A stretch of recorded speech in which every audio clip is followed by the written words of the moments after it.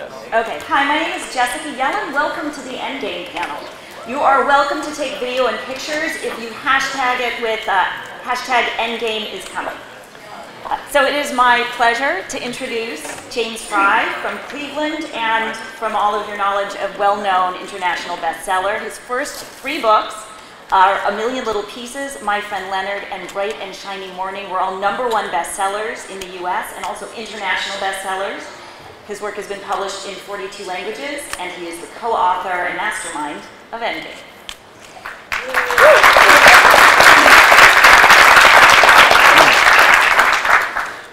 People aren't usually so nice.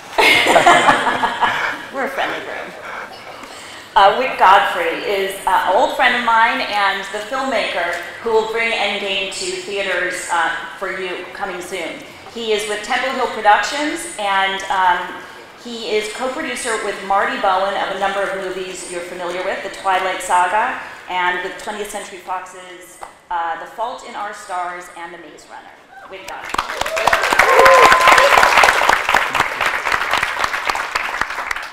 John Hanke is a vice president at Google and founder of Niantic Labs. That's a startup inside Google. Here's some applause. That works at the intersection of mobile, location, and social apps, and has launched 2 games so far, including the real-world game Ingress, which he'll get into later. Prior to this, you might be interested to know that John led the Geo group at Google, responsible for Google Maps and Google Earth. So he helped us all get here today. All right.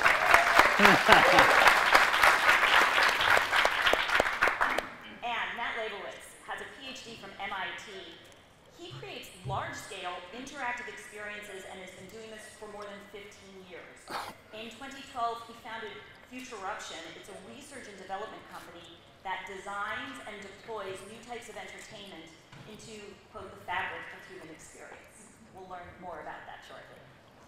Okay. So James, we'll start with you. The book takes place after a global catastrophe, and it follows a group of uniquely skilled teenagers as they compete to save themselves and their bloodlines. Can you describe for us a little bit about the plot, the characters, the action? The plot, the characters, the action. So I love conspiracy theories, and I love aliens, and I read about those things a lot. Some of what I'm about to say is real information, and some of it's not, and I'll tell you when I'm switching back and forth.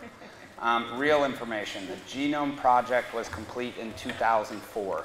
When they fully decoded our genome, they started going backwards in time to see how we had evolved, or if we had evolved at all. They reached a point 12,000 years ago where human genetics were altered. The genetics related to a cognitive function of our brains changed. This is fact, 12,000 years ago. They do not know how they changed or why they changed, and they did not change in a natural occurring way.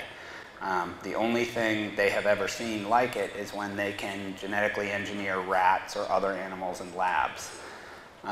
12,000 years ago, the earliest civilizations, around the same time this genetic alteration occurred, the earliest civilizations were all formed. They were all formed around gold mines. Nobody knows why people 12,000 years ago built the earliest civilizations on Earth around gold mines, but they did. Gold isn't functional. You can't make a hammer or a knife or a sword out of it. Gold is pretty, but there's lots of pretty things in the world. And gold's only value is the arbitrary value we attribute to it. But for some reason, ancient people needed and wanted gold. Approximately 12,000 years ago, all of the world's origin myths were born. And they all say the same thing. They all say our omnipotent creator descended from the sky, created man, gave us rules to live by, and then left.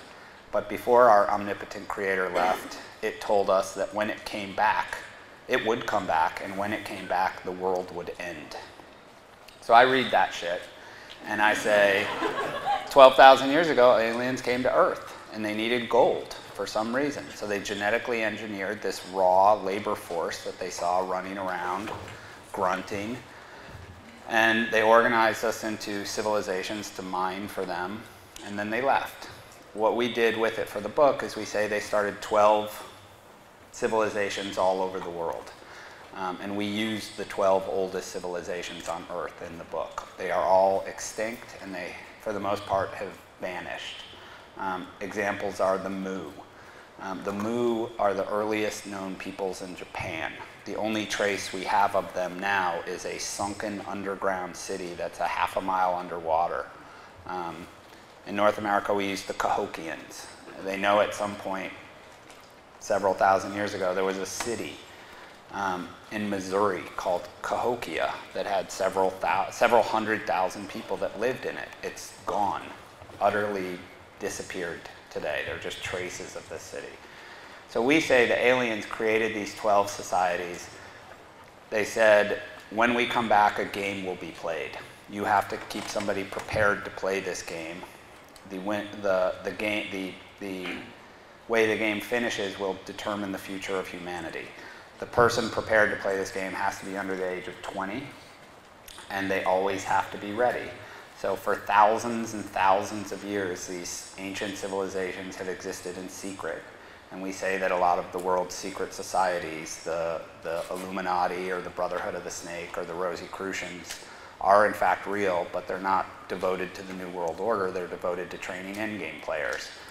Have existed to get ready for the game. All that the world knew is that it would be kicked off by a celestial event. So at the beginning of the first book, 12 asteroids simultaneously hit Earth's surface. They do trillions of dollars of damage and kill hundreds of thousands of people. And most people on Earth think it's a fluke, except for the people who have been training for Endgame, and they know that it just started. These players all go to China. Now we're going to switch back to real information. There's a pyramid in China. It's called the Great Pyramid of Xi'an. It is built to the exact dimensions of the Great Pyramid at Giza, except it's 3 times larger. They know that at one point the Great Pyramid at Giza was covered with white limestone and had a gold cap on it. The one in China is still covered with white limestone and has a gold cap on it. The reason you've probably never heard of the Great Pyramid of Xi'an is because the Chinese government restricts travel to within 150 miles of it, and they black it out on all commercial satellites. The last time anybody saw the Great Pyramid of Xi'an was in 1945 when US fighter pilots flew over it and took pictures of it. Our 12 players go to the Great Pyramid of Xi'an, and they learn that Endgame is the hunt for 3 keys. That 3 keys have been hidden around the world. And the first of them to physically possess those 3 keys wins Endgame. And what they win is, in the coming, all of humanity is descended from these original 12 civilizations. The winner's civilization, the descendants of the winner's civilization will survive the coming apocalypse, and everybody else on Earth is going to die. What we're doing is, written into the text of each book is a puzzle. So that as you read the book and you read about the hunt for these 3 lost keys, each of the first 3 novels is about the hunt for one of the 3 keys. There's a puzzle in the book that will allow you to find a real key we've hidden somewhere on Earth. If you find the real key we've hidden somewhere on Earth, it opens a case filled with, for the first book, $500,000 of gold. For the second book, $1 million worth of gold. And for the third book, $1.5 million worth of gold. Woo! So just to clarify. I hope that all makes sense. That is a literal fact. There will be gold for the winner of each of these puzzles. There will be gold on public display. If you get the key we've hidden, you get to go to the public display, open the case, and walk away with $500,000, $1 million, or $1.5 million in gold. We're going to get back to that in a minute. But for now, this is it's not just a book and a puzzle, it's an interactive project on a large scale. There's a film, but there's also a Google piece. Before we get to the rest of the gentlemen, can you, James, give us a little bit of a sense what the overall project is for you? So, we live in the 21st century, and as a writer or a storyteller in the 21st century, we have all sorts of tools available to us. We have, words, and we have a word processor, but we also have Twitter, we also have search results, we also have images, we also have videos. And the sort of The future of entertainment has been debated and theorized, and some people call it immersive media or integrated media or transmedia, but nobody's ever actually done it. You know, everything that has been done has been reactive. So Harry Potter becomes very popular, so they build a universe around it. What we wanted to do here was build the universe ahead of time. So Endgame in its totality is 3 novels with each with a puzzle and a prize, 35 novellas. All the characters, or the 13 major characters in the book, have had social media profiles for the last year. Twitter profiles, Google Plus profiles. We have a YouTube channel with 5 hours of content on it. We're going to make movies and television shows. We're making a mobile game. We're going to have an ARG with a fiction that exists alongside of it. And the idea was to build as big and broad and immersive a universe as we could possibly conceive of before anybody knew that it existed. So that when Endgame comes out, there's this giant, there's about 100 websites built at this point that are all linked together. So that when Endgame comes out and people start reading it and playing it and trying to solve the puzzle and seeing the film, that there's this giant world already there. And we'll be expanding on it from there, but we're not going to be building things reactively. We've already built it all for you. Now, Wick, you're bringing this to film, and you have a reputation for making movies that aren't just action-packed, but also emotionally alive. What drew you to this project? Honestly, I've been a fan of James's writing since he first started writing. When I heard that he was writing a book that sort of fit in the mold of the kinds of films I had made, I wanted to read it.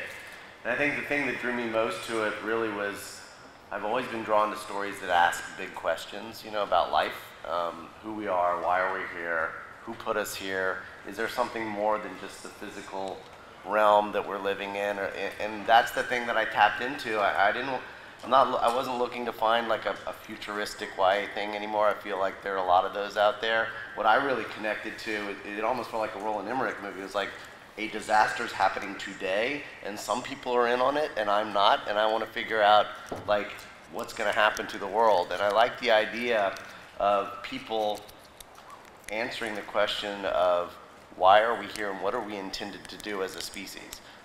So when I talked to James and he sort of started to walk me through the ambitions for the project, it's also something we've been looking to do, is to finally find a way to make a movie, but don't just make the content for the movie, make content beyond that. You know, be able to make shorts within the context of the movie that you can release before the movie comes out, interstitial content from movie 1 to book 2 perhaps, so that you kind of build out the way that James wants to build out his property. Makes sense to do it in visual media as well. And that ambition I really responded to and wanted to be a part of. It's a huge undertaking. As you read the book, he takes you to some of the world's greatest monuments and wonders that are very far-flung. Yeah. Do you see this as a big challenge? No, well, it's a challenge, but it's an exciting challenge, and it's one of the reasons we brought in 20th Century Fox as a partner, because they have a huge movie studio, they have a huge television studio, they have a network.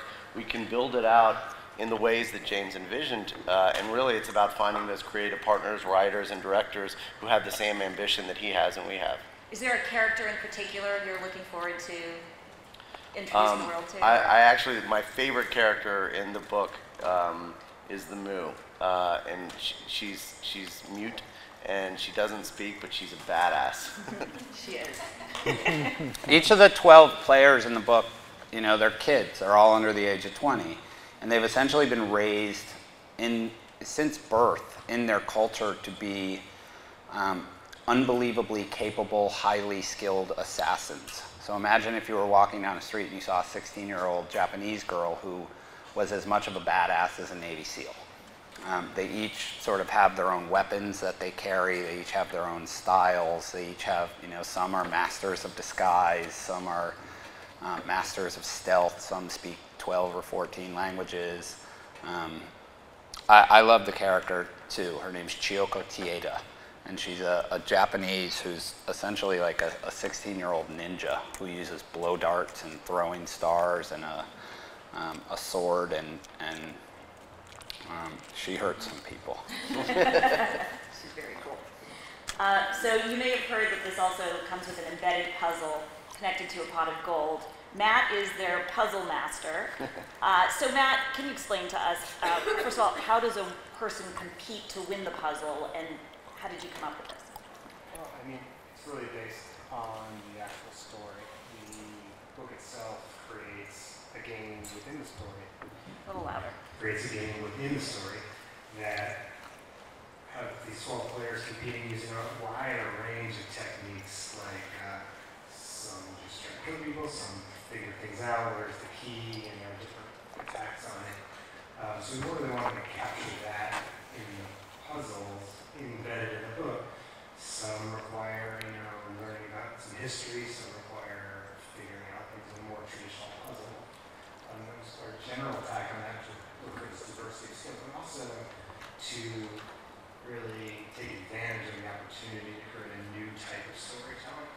So all of the puzzles are based on potential historical events that could happen in the world of Endgame prior to events that actually take place in the book, and really designed around the idea that you're pulling the story from what the characters are feeling, using puzzles to challenge the readers of the book in a way that's similar to what the characters are facing. Now, James told me earlier that this is something anybody could do. You could be sitting at a computer at your home in India and solve it, or here in San Diego. And so it's accessible to anybody who reads the book? That's right.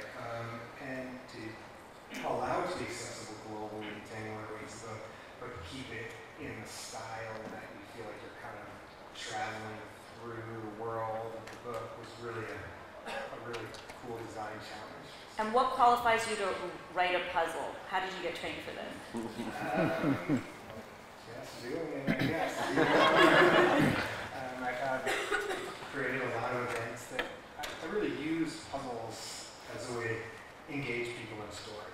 Because, you're figuring something out, now a lot of what you would do in a narrative would be the characters figure things out. And so it's just a technique to draw people into a world or a story. You also have a PhD from MIT, which kind of I was going to say, you just have to be smarter than everybody else. Super smart. And on the theme of super smart, John Hanke, which is your piece of this is separate from the puzzle, but it's also a game, different kind of game. Explain. Yeah, I can talk about that. Before I met James, we were working at Google on this idea of how can we use Google as a way to tell stories in an immersive way. So I worked for Maps on a long time. I had this idea about building a game on top of Maps. There are a lot of gamers at Google, and we got to talking about, well, could you use Maps? Could you use Google+? Could you use YouTube? Could you use Search? Could you use all these things together to tell a story in a new way? And so we built a game called Ingress to kind of experiment with some of those ideas, and maybe there's some players here today. But we tried some of this stuff. So, it's a game that takes place all around the world. It's built on top of Google Maps. You have to go outside and visit places in the real world to play the game. There are books and comic books. There's a weekly show on YouTube with a news anchor who describes everything that's happening.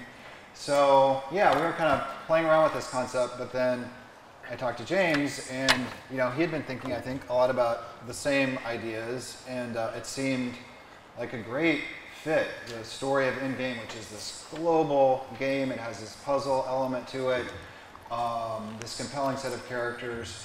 So we began thinking about how to bring those things together. If we could go to the next slide. I mean, just to give you an example of the kind of activity that this type of game stimulates, we have people climbing mountains, chartering planes, renting helicopters, playing on their bikes, going to the far corners of the world to play. I mean, you can play in your backyard, you can play in the neighborhood that you live, but a lot of people travel to play. There's over 500 people playing in San Diego today at an event that we're having. So we're really excited about this style of gameplay, and I think it's a great fit for what we want to do with Endgame. And the next slide kind of shows a bit, well, people have been so enthusiastic about Ingress. We've had several dozen tattoos, which we all marvel at. Particularly since all these logos were still in beta when people got these tattoos. But we decided not to change them out of courtesy. But to the next slide, So this is some of the early concept art for the Endgame game. So it'll be on iOS and Android, and you'll get to be one of the characters in the book. You're a warrior. You're training to compete. You will have to visit places in the real world to collect items and skills that you can use in these duels. But at the heart of it, in the way that it begins to digress from what we did with Ingress, is it is all about competition and fighting and duels with other players. And you'll do those solo, but also within groups. And there's one more slide, I think. Well, maybe it didn't make it in. There's a really cool animation which actually showed some of the gameplay. But if it's not there, we'll tweet it out afterwards. But yeah, that's the concept. Yeah, the idea of the game was to use all of Google, and integrate it into the book, search results. That's the wrong video. Anyway, let's let James go. Search results, YouTube videos, book fragments. But then when you're playing the game on your phone, to turn the real world into a video game. So, as you're reading about Endgame, you can turn on your phone, and everywhere you go, you can play it. You'll walk around and you'll see other players on a map, and if you're close enough to them, just like in Endgame, when the players are close enough to each other, they fight each other, you can fight other people. And the idea was, instead of having this game where you sit in front of a screen and play World of Warcraft on a television or on a computer, we're going to turn the world into a World of Warcraft. That everywhere you go, if your phone is on, you have to watch out, and you have to be prepared to fight people. And if you want, you can try to hunt people down and attack them. At the same time, you'll be... Just with your phone, though, not with just with your phone. We're not promoting real violence. At the same time, you'll be able to go on some of these trips, like John's talking about. The Metropolitan Museum in Art has the greatest collection of Sumerian weapons on Earth. So if you go to the Met and you stand in front of those Sumerian weapons, they become part of your arsenal in the game. It's amazing. You go up to Google and your mind gets blown by what they can do up there. John, what you said about Ingress is that you're experimenting with the idea of using technology and mobile apps to get people more deeply in touch with the real world instead of the opposite. So will you put a point on that, how that would apply here? Yeah, I mean, you look at cell phones today, and it's kind of a problem in our society that people get together and then everybody immediately just sort of buries their head in their phone and they ignore, each other. And I'm guilty of this too, but we ignore each other, and sometimes we kind of miss the beauty and wonder of the world around us because we're kind of consumed by what's on our phone. And so the idea for Niantic was, can we build applications that actually use technology, and use mobile technology in particular, but actually enhance the experience of the world around us and the people around us rather than being a replacement for that. So that's what we're striving for. And then, we have phones today, but we know that we have Google Glass, we have watch-type devices. There are a whole bunch of wearable technologies that are in development, which I think will make it even easier for technology to help us interact with the real world rather than putting up a wall that kind of separates us from the good stuff that's out there. You got a group of some pretty badass guys together to do this. How did you come up with all this? I don't know. Well, what about your favorite book as a kid? That's a good place. Masquerade. All of this was inspired by Masquerade. When I grew up in Cleveland. When I was 10 years old, my mom brought home this book for me called Masquerade. Masquerade was a really simple children's picture book, and it had 16 pages of text and 16 pages of paintings. Embedded in the text and the paintings of this book were a puzzle. And if you could solve the puzzle, it led you to the location somewhere on Earth of a solid gold, jewel-encrusted rabbit that the author had buried in the ground. I got obsessed with this book, and I read it over and over and over again. And I was convinced I was going to solve the puzzle and find the gold rabbit and sell it and buy a bunch of Star Wars action figures. I didn't. But I never forgot the experience of the book. And what that book was to me was a book that was somehow more than a book, that went with me everywhere, that made me look in the real world and made me try to learn about things that I didn't know about. The solution to that book was the rabbit was buried at the location of Richard IV's grave. And there had been some mention of him in the book. and so for years I thought about it, and I thought, how can I do this? How can I do my own version of Masquerade? How can I do a bigger, more advanced 21st century version of Masquerade, which is taking a book and making it something more, making it an entire experience that exists in the real world and exists on phones and exists in visual mediums and lives with you everywhere you go. And that was the inspiration, and then it was just figuring out the right story, and then it was going to each of these guys sort of individually and begging them to do it with me. Now, for the puzzle piece, you said this is about the known and the unknown. Do you know the answer to the puzzle Matt has built?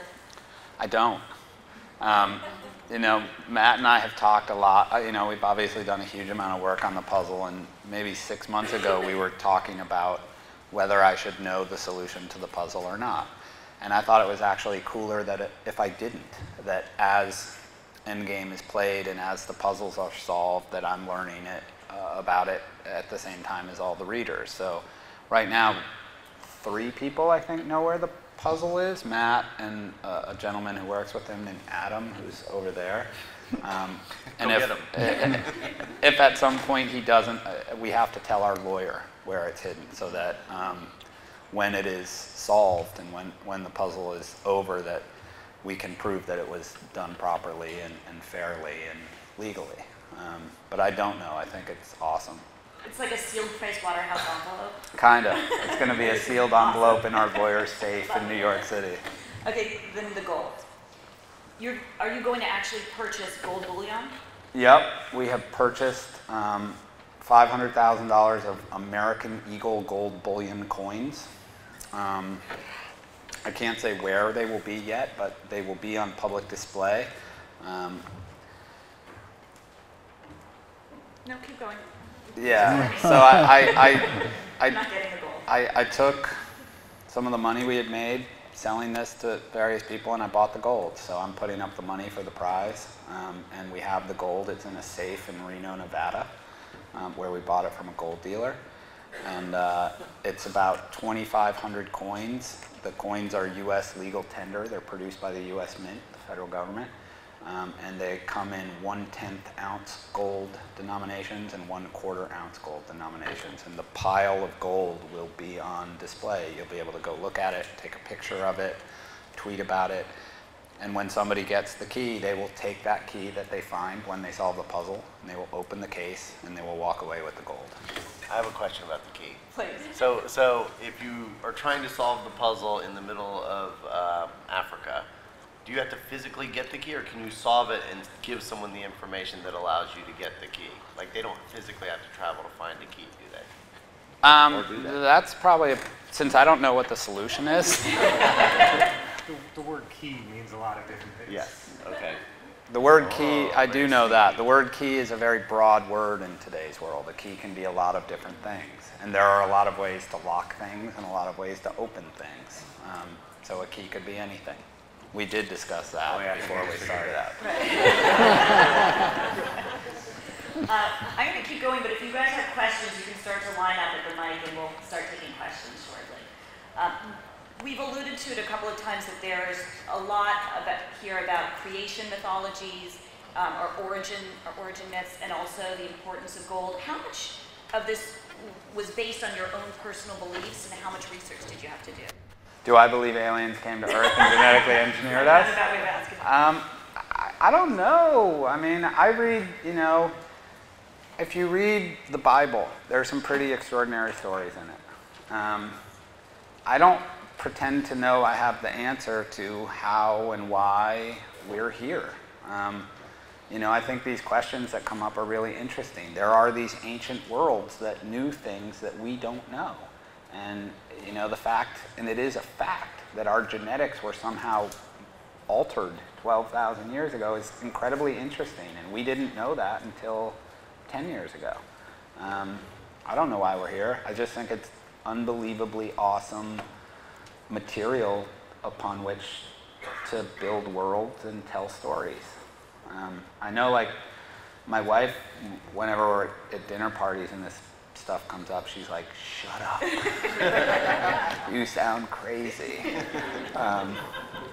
Did God create us? I don't know. Did aliens create us? I don't know. Are we just a biological accident? I don't know. Did you have to do a lot of research, or did you know this stuff? No, I mean, I do all sorts of research. I read all sorts of weird scientific journals and UFO websites and conspiracy theory websites, and I think it's all awesome, you know, and it's interesting, and again, it's great material to tell stories with. And John, do you have people on staff who are doing research on these same topics, on our origin myths and on our connection to gold, in order to create the real world story? No, I mean, we're following James's lead on that. I mean, he's driving the story, and you know, we're helping tell that through technology. I send these guys links all the time. But Like, check this out. yeah, like 5 times a week I send them new links. Like, look what that, you know, like when they found that hole in Siberia last week. Did any of you see this hole they discovered in Siberia? Immediately, these guys all got links. Like, check out the fucking hole. I'm starting to believe, James. Starting to believe. And Matt, what was it like? I assume the puzzle is now solved. It's done. The puzzle is It's solved. done. You know the answer. You're complete. It's locked. We just have to stay ahead of the people solving it. Yeah. So it happens as people are hunting, to some extent? Well, it grows. Right. And what was the experience like of working with James on developing the puzzle?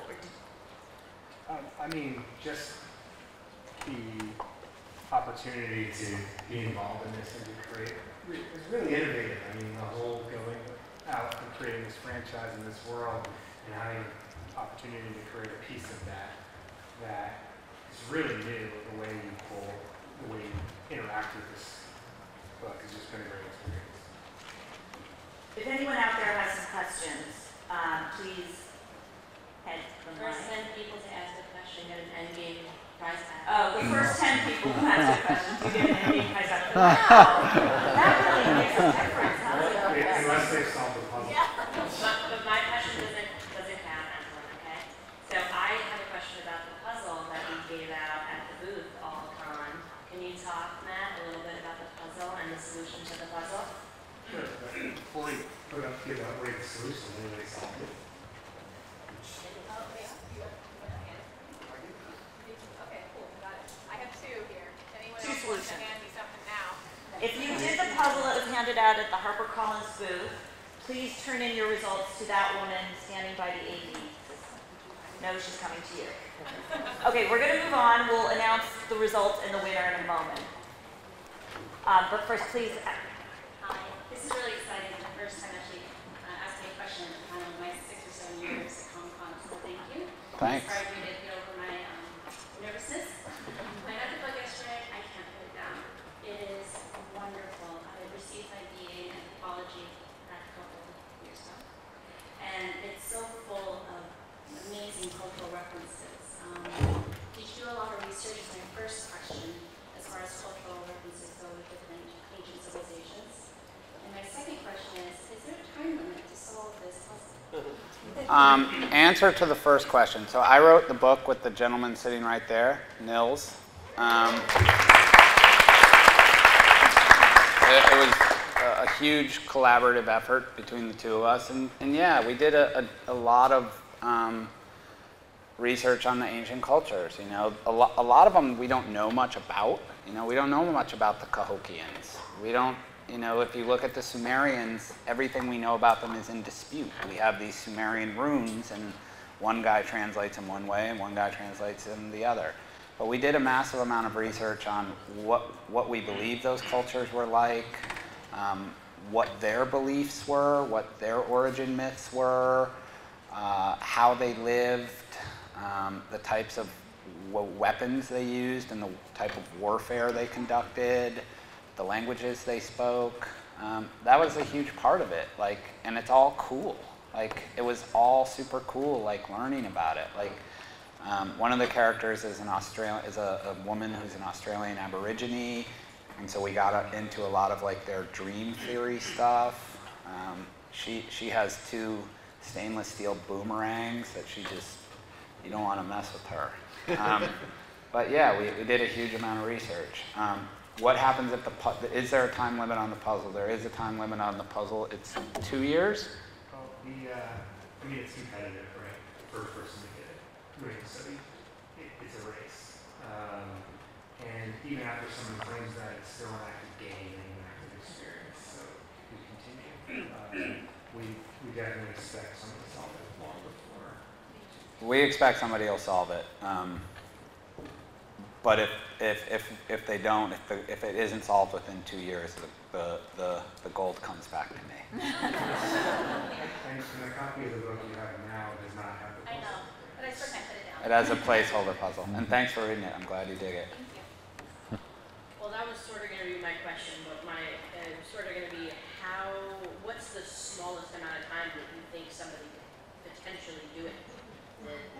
Is it 6 months? Is it a week? Is it? That seems like a question I will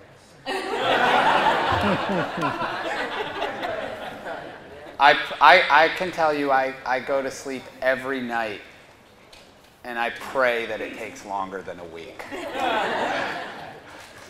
This is the first time I've heard of it. My question is kind of how long do you think it would take? Like, do I read the book and be like, man, I know this? Or do I just type the book in Google and think, oh, this and this type of book? No, it's going to take an enormous amount of work to solve the puzzle. Is it like, because this is the first time I've seen this, is it a riddle or is that? I mean, it's just.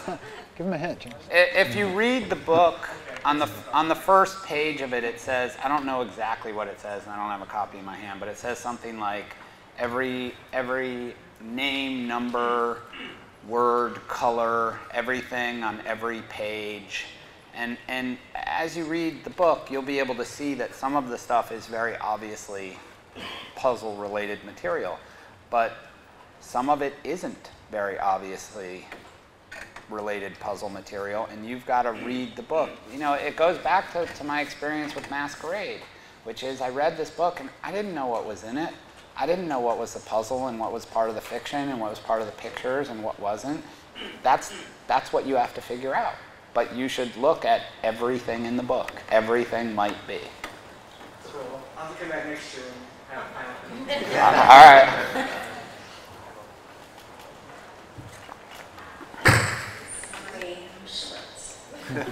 Obviously, this is my first time hearing about it also, and I haven't read the book, but I have a two-part question.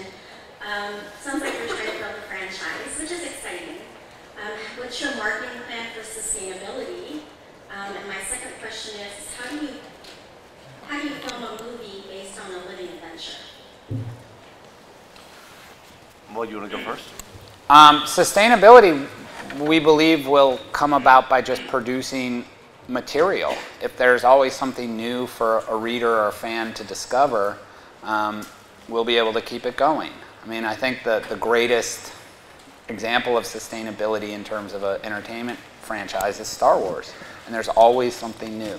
There's always a new book or a new cartoon or rumors of a new movie, now 3 new films.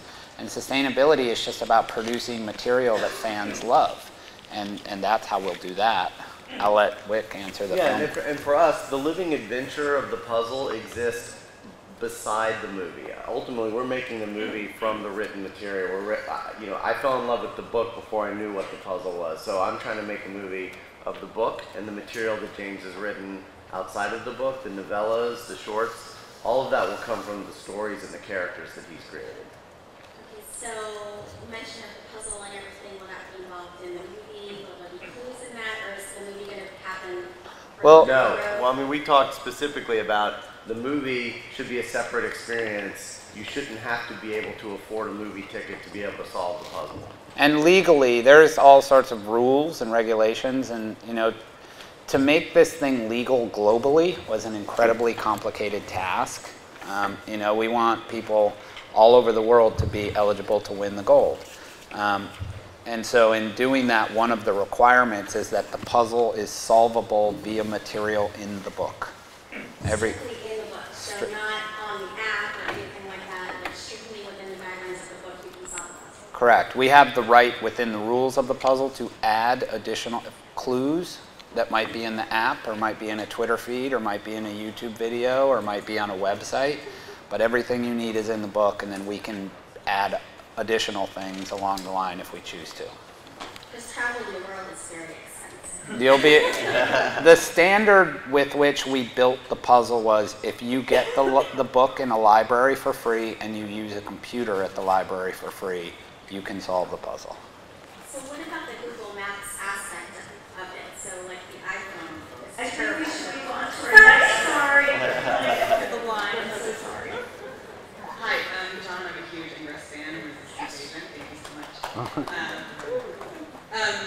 So one thing I've noticed about Ingress, which also might extend to Endgame, is that people get different things from it, and a lot of people play the game and just, blink portals and fields without paying attention to the plot. And I'm sure there are people who will read Endgame and not really care about the actually going on the treasure hunt and all of the other stuff that goes on with it.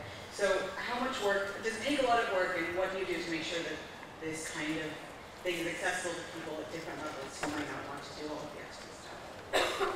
Well, I think you're partly answering the question that you can enjoy the world of Endgame that James has created in a lot of different ways. I mean, simply by reading the book, or by reading the book and playing the game and doing the puzzle. So which part of it that people choose to partake of is kind of up to them. But I would also say I think we've learned a lot from Ingress in terms of trying to tell a story interactively and through social media and have that tie into a game experience and have the game actually affect the story. I mean, we've been doing that now for a couple of years, and we didn't know anything when we began, and I would say we know a lot more now, and we're applying everything that we've learned to Endgame, which will be an evolution of what we've done with Ingress. So I don't know that we have the magic answer of story and game coming together in one like perfect combination, but I think it'll be pretty good. Thank you. Good afternoon. My question is, so you mentioned if you want the Sumerian sphere, you can go to the Met and check in at the Met and earn the Sumerian sphere. What about maybe some of your younger players who might be geographically bound and who can't travel far and wide? Will there be ways to earn some of those things in alternate ways rather than physically going to a location to earn points or items?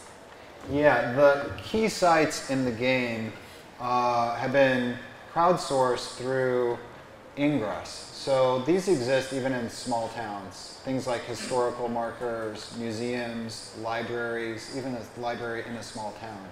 Those are key sites in the mobile game of Endgame. So you can just go to the library, and that's a place where you can acquire objects. Now there will be some really, really special sites, as James mentioned, where there may be very rare objects that are only available in those locations. But that'll make it fun if you do get the chance to go on a vacation or go on a trip. But our goal was to make the game playable and fair, regardless of whether you happen to live in a small town in West Texas like I grew up in, or if you live in San Francisco or LA or Berlin or Tokyo or Beijing. So yeah. Then one quick one. So I didn't know if you had imagined an age group or an age target, or if this was an ageless game, and if so, can families play together? And maybe is there an opportunity for team play as families or something like that? We sort of envision it as 13 and up, and legally, that's the requirement. That's smart, very smart. Yeah, there's going to be opportunities in the game where you can have like a clan, essentially, where you could band together with 8 or 10 or 500 people. Hi, so all of your characters have all these Twitter accounts and things like that, so who runs those? And if it's not you guys, who you trust to run your characters? It takes an immense amount of knowledge to be able to run sort of social media sites for people who don't exist. So a year or so ago, I put out a very odd, cryptic job listing on a bunch of media websites, job boards, and we got all sorts of resumes. And I saw this one resume from a music blogger in Lexington, Kentucky, and he had a music blog called You Ain't Picasso. And at the bottom of his resume, he mentioned that he had been a Dungeons and Dragons dungeon master for 10 years. And I saw that and I was like, that's my dude. And so I flew him to New York and I met with him for a couple days, and he had no idea what the job was. He showed up, and I explained, you're going to start running fictional social media. You're going to start running social media feeds for characters in a book that hasn't. We hadn't even sold the book to the publisher at that point.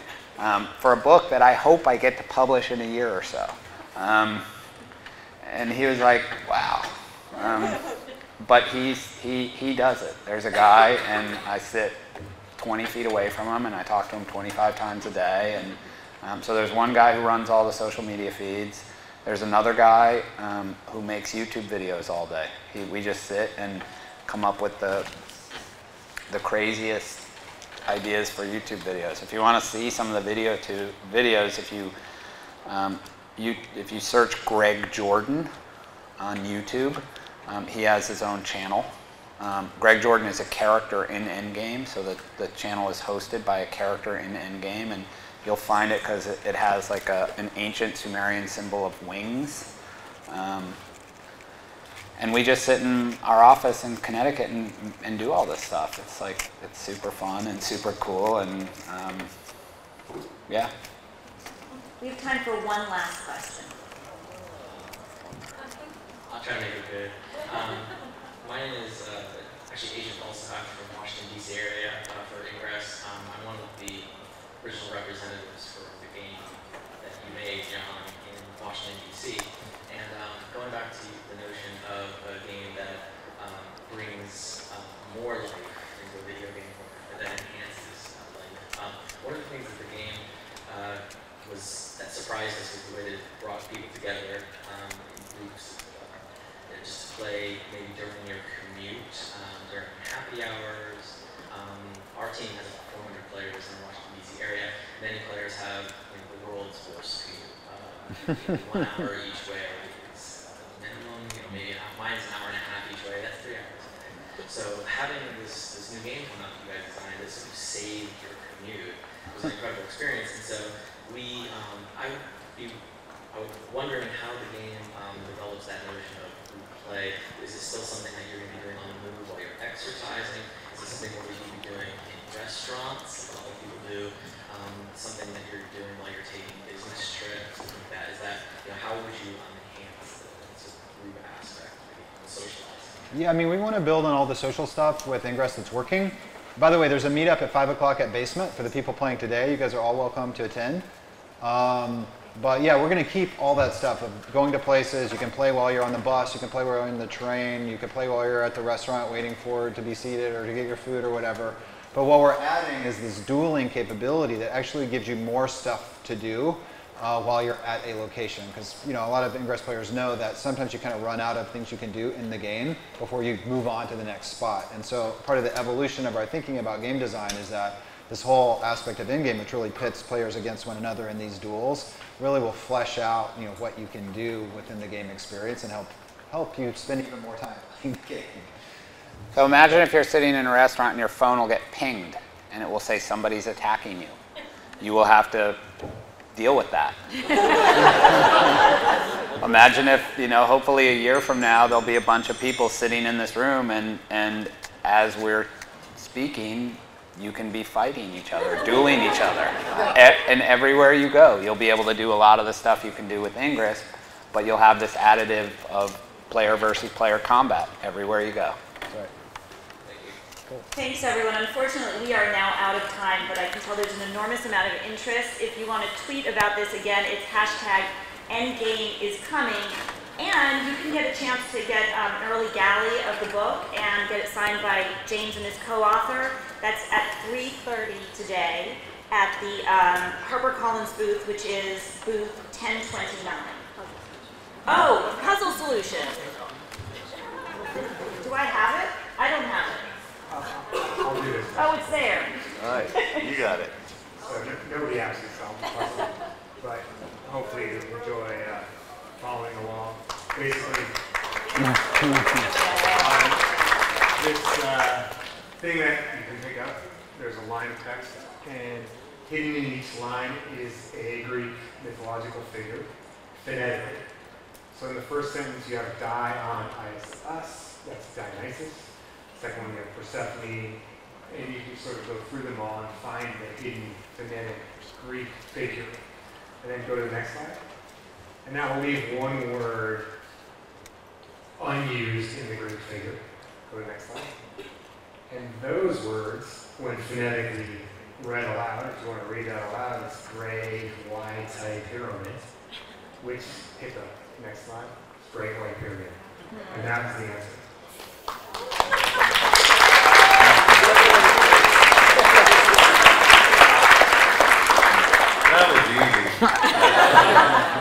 Thank you all for coming today. Deeply appreciate your interest. Hope you love Endgame when it comes out. Hope to see you next year. And thank you to all of my partners and for Jessica for being a badass moderator. Thanks.